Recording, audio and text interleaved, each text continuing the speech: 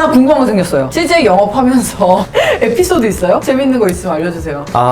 제약영업을 하게 되면 아무래도 이제 판매하는 제품들이 전문 의약품이다 보니까 진짜 오랫동안 공부하신 의사분들을 대상으로 해야 되잖아요. 그쵸. 그러다 보니까 판매는 제가 하는데 판매하는 제품에 대해서 저보다 의사분들이 더 많이 잘 아시거든요. 그쵸.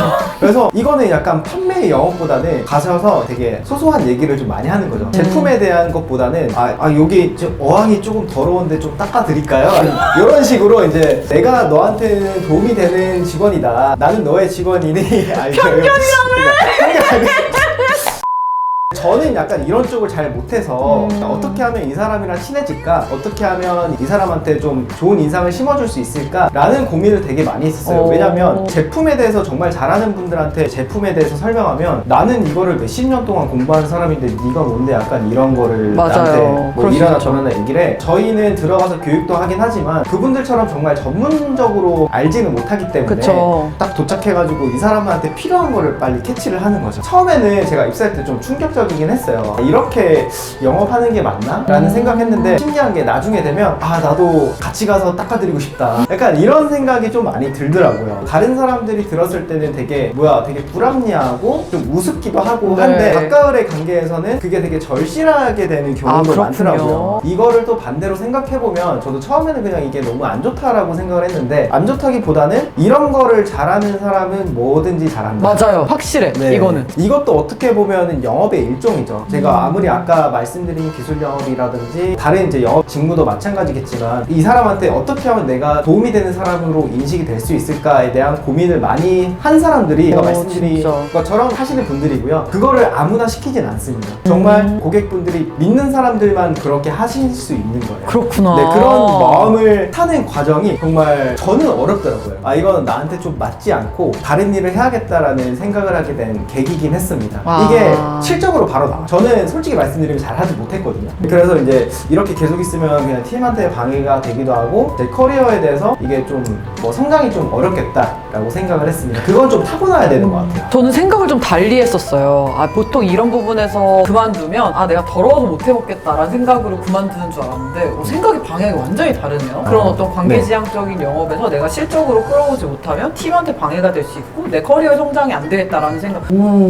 그게 아무나 또 할 수 있는 게 아니군요. 그거는 선택받으신 분들이 할 수 있으신 거예요. 와, 너무 존경스러워요, 진짜로.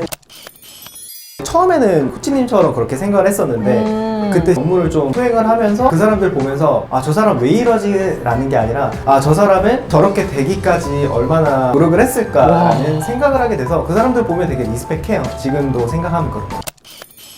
그래서 기술 영업을 가셨나요? 네. 관계 지향이 안 되니까 나 기술로 승부한다 이런 느낌이었나요? 그런 생각을 했죠. 나는 어떤 영업을 하면 되게 잘할 수 있을까라고 했는데 저는 PT 하는 걸 되게 좋아했었고요. 실제로 전 회사에서 PT 대회로 대표로 또 나가게 됐었거든요. 본선 진출까지 하고 좀 컨설팅 쪽으로 특화된 직무가 뭐가 있을까라고 생각을 했을 때 그게 바로 기술 영업이더라고요. 교육과 영업이 결합된. 그쵸. 결국엔 코칭 이력이 아주 잘 써먹었네요. 써먹어야죠. 여러분 인생에 도움이 안 되는 건 없습니다.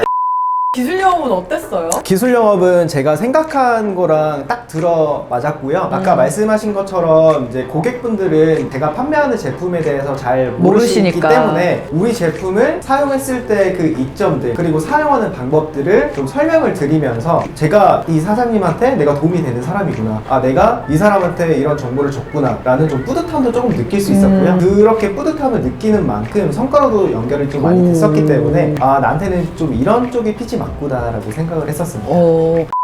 들어가게 된 과정도 되게 궁금해요. 거기 진짜 들어가기 힘든 데잖아요. 저의 드림 컴퍼니 중에 하나입니다. 그래서 붙었다는 소식 듣고 진짜 깜짝 놀랐어요. 저 반응 보셨죠? 그때 헉! 이러고서 물음표 한 10개인가를 보낸 것 같아요. 면접 과정이나 입사 과정? 너무 궁금한데 좀 얘기해 주실 수 있어요? 입사 과정은 커리어 브릿지에서 만들어 놓은 이력서도 있고 그 포맷이 있기 때문에 하는 거는 좀 자신이 있었어요. 그래서 워낙 코칭도 하셨었고 넣으면은 그래도 잘 봐주시겠지, 잘 합격할 수 있겠지 있겠지라고 했는데 좀 문제가 되는 게 기술 영업 같은 경우에는 아무래도 기술 기반이다 보니까 좀 이공계열 쪽을 좀 많이 선호하시긴 맞아요. 해요. 맞아요. 심지어 제가 지원했던 분야가 로봇 쪽이었기 때문에 저는 이제 로봇에 대해서 잘 모르잖아요. 문돌이가. 문돌이 중에서도 또 전공이 아까 말씀드렸죠? 이제 체육 쪽이기 때문에 체육이랑 그런 쪽이랑 전혀 상관없잖아요. 그쵸. 그래서 이런 부분을 어떻게 어필을 잘 할 수 있을까라는 고민도 실제적으로 많이 했었고요. 근데 이제 그때 당시에 다행히도 작지만 전자기기 유튜버를 하고 있었습니다. 그러니까요. 그 면접이 진행될 때 이 구글 미트로 진행을 했었고요. 아무래도 코로나다 보니까 이제 화상 면접으로 진행이 됐었어요. 근데 저는 그 화상 면접이 처음이라 진짜 아무것도 모르는 상태에서 그냥 이제 접속을 해버린 거죠. 이제 접속을 하다 보니까 제 채널명이 그대로 노출이 와, 돼요. 대박!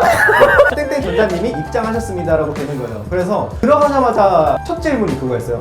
재웅님 혹시 유튜버 하세요? 이렇게 된 거예요. 면접의 정말 절반이 유튜버에 대한 유튜브에 대한 질문이. 그때 당시에 제가 하고 있던 게 전자기기 쪽이었기 때문에 로봇 쪽이랑 어떻게 보면 좀 연계가 있죠. 좀 네. 있잖아요. 그런 부분에 대해서 좀 어필을 좀 많이 할 수 있었고 실제로 제가 좀 조회수도 좀 괜찮게 나오는 편이었어요. 맞아요. 영상은 그렇게 올라온 게 많지는 않았어요. 근데 그런 부분을 이제 계속 영상을 보시고 말씀을 주시는 거예요. 재홍님은 어떤 생각을 가지고 이걸 만들었냐. 이걸 만들었냐. 이걸 만들면서 본인 유튜버가 가지고 있는 차별점에 대해서 얘기를 해라. 어떻게 보면 영업적으로 이제 같은 맥락으로 질문을 주신 거죠. 그쵸. 그런 부분이 조금 많이 어필이 돼가지고 기술적인 부분은 좀 상쇄가 됐습니다. 그래서 제가 말씀을 드리는 거는 영업직이라고 해서 그냥 판매직 아르바이트나 뭐 이런 것만 하지 마시고 영업 쪽 하다 보면 데이터 분석도 해야 되고 영상 편집을 해가지고 자체 영업을 하는 경우도 있고 브로셔도 마찬가지고요. 다양한 툴을 다룰 수 있는 취미나 역량 개발을 하게 되면 정말 좀 도움이 많이 되실 겁니다. 네. 전자제품을 설명하는 채널이었잖아요. 되게 맞습니다. 좀 재밌게, 네. 위트 있게. 근데 그런 부분이 사실 입사할 곳에서 가서 할 업무랑 너무 똑같잖아요. 맞아요. 왜냐면 이거를 또 고객한테 설명해주고 잘 알려주고 이 고객은 이 제품에 대해 전혀 모르는 사람이니까 이걸 어떻게 설명하고 알려주는지를 눈으로 바로 볼 수 있는 거를 한 거잖아요. 너무 잘 됐죠. 운도 좋았죠, 솔직히. 땡땡 전자로 입장한 게 신의 한 수였네요. 맞습니다. 아, 네. 인생 어떻게 될지 모른다. 이제 그만큼 이제 커리어 성장이 빠르다라는 게 장점인 것 같습니다. 맞아요.